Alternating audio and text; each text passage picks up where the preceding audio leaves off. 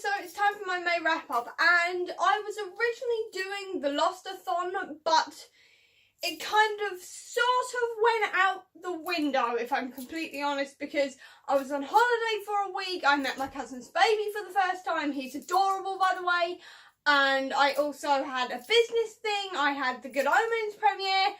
Good Omens in general happened, and just generally half the books I wanted to read didn't get read. But in saying that, I did manage to read 5 books, so it's not all bad. So here is exactly what I read in May. The first book I read was Aurora Rising by J. Christoph and Amy Kaufman, and I have to say I struggled with this one because I like the world building, I like the storyline of it, but I had a problem with the characters, and I don't know what it was about the characters, but I just couldn't connect to them, and I have no idea why. It was just something about the characters that I couldn't quite deal with, and I don't know what it was. Like, they were fine characters, they were funny characters, but there was just something about them that I could not warm to for some reason. While I enjoyed everything else about the story, the characters just weren't for me in the end. And like, there was an elf kind of alien thing that was trying to kill people, and I've no idea why that didn't appeal to me more. Maybe it was because I was tired after holiday, I don't know.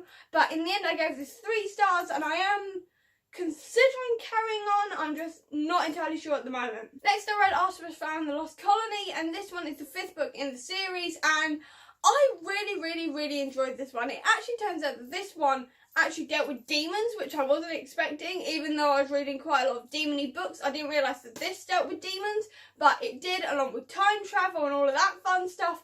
And I really enjoyed it. It really opened up the Artemis Fowl world even further than it already is, and I absolutely loved my time reading this. I still only gave it 4 stars. I'm not entirely sure what would have made it a 5-star read for me, but I still really enjoyed it, and I cannot wait to get to the next one. Next I read There's an Alien in Your Book by Tom Fletcher, and yes, this is supposed to be for like toddlers and stuff, but I don't care. My excuse is that I love Tom Fletcher, and my cousin had a baby, and I'm counting it because I'm now researching Christmas presents for him, and fight me, because I love this series. I unashamedly love this series. I'm definitely getting it for my cousin's new baby. He's adorable. He didn't cry when I held him, which is quite frankly a miracle considering I've never held a baby before, let alone a 6-day-old baby. But there we go. He already thinks I'm weird though, judging by the looks he was giving me. But he's adorable and I love him, and I'm definitely going to be spoiling him with these books, because these books are absolutely brilliant. They're so interactive for kids and so colourful and so clever. I absolutely love them. 5-star read, definitely. Next I went proper demony, because obviously this was the month of demons, and I read Clockwork Angel by Cassandra Clare, which is the first one in the Infernal Devices series, and I loved the setting for this book. Absolutely loved the setting for this book. I quite liked some of the characters. I'll go on to that in a minute.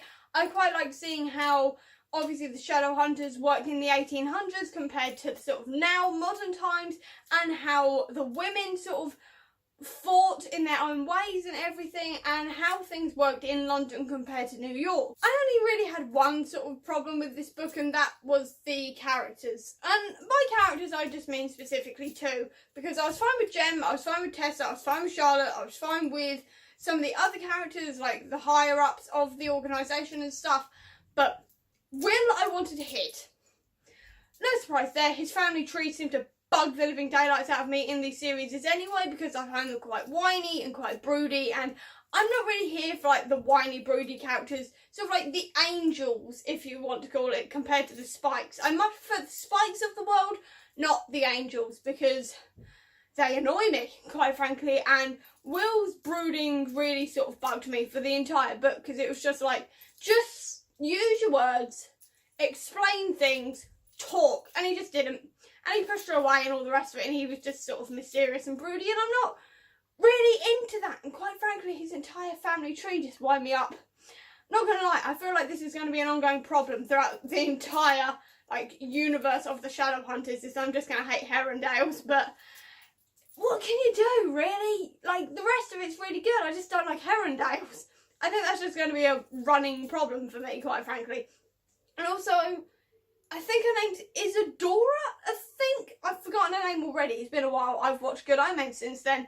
And it was the other one who also lives in the institute but wants to leave and doesn't want to be a shadow hunter. Yeah, she bugged the living daylights out of me, quite frankly, because I just found her really quite shallow and annoying, and I just wanted to hit her, quite frankly, as well, because I just found her really annoying and useless 90% of the time, and I just didn't really warm to her character.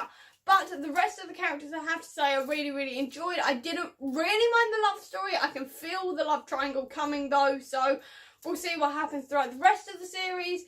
But at the moment, I did give this 4 stars. I did enjoy myself. I just had those few niggly things with the characters that I'm willing to overlook because it just seems to be a thing with me with Cassandra Clare books, and I just have to deal with it compared to the rest of the story. And then finally, the book and the resulting TV show, Good Omens, because obviously Good Omens came out last Friday. I'm filming this on Monday, and so far I've watched the series twice because of course I've watched the series twice. I watched it by myself once on the Friday, then I watched it with my mum on the Saturday. We adored it. It was fantastically done. Like, entire conversations and things from this book were just transplanted onto the screen. They got the tone right, they got the conversations right, they got the characterization right.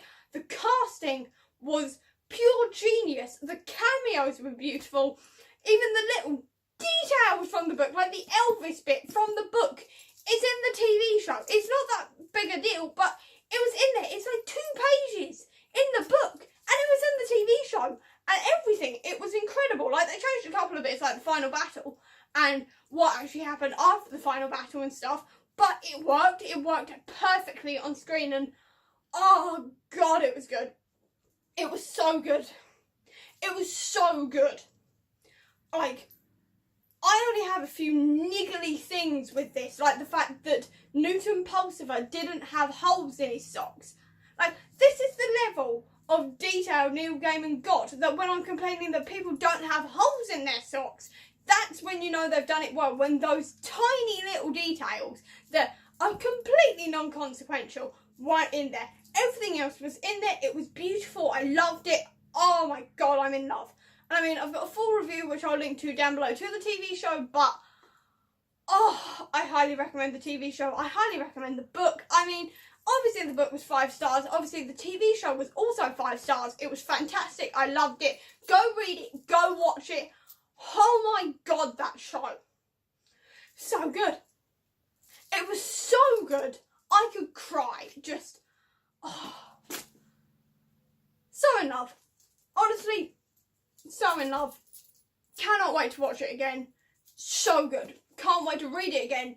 So damn good. Just so damn good. But now I'm going to shut up because otherwise I will be here all day talking about Good Omens. So I'm going to shut up now and wrap this up because that is actually everything I read in May. It wasn't as much as I was hoping to read because obviously I did not read Harry Potter this month because I've kind of decided to put Harry Potter reading on pause until after Yauk because quite frankly I have a ton of books I need to get through before Yauk, and quite frankly Harry Potter can wait because they are massive, and I'd rather be catching up on Skullduggery Pleasant right now before I hopefully meet Derek Landy compared to actually reading Harry Potter right now. Instead I will pick Harry Potter back up again in August in time for the Newts. So yeah, it's not exactly as much as I wanted to read this month, but I'm still quite happy with what I read. It was quite good. Some of it wasn't as good as I was hoping for, but at the same time, Good Omens and everything like that made up for it entirely. So I hope you enjoyed this video. If you did, please do give me a thumbs up. Comment down below with what you read this month. I'd love to know what you thought of the Good Omens TV show. Please tell me that down below because I want to talk about it some more.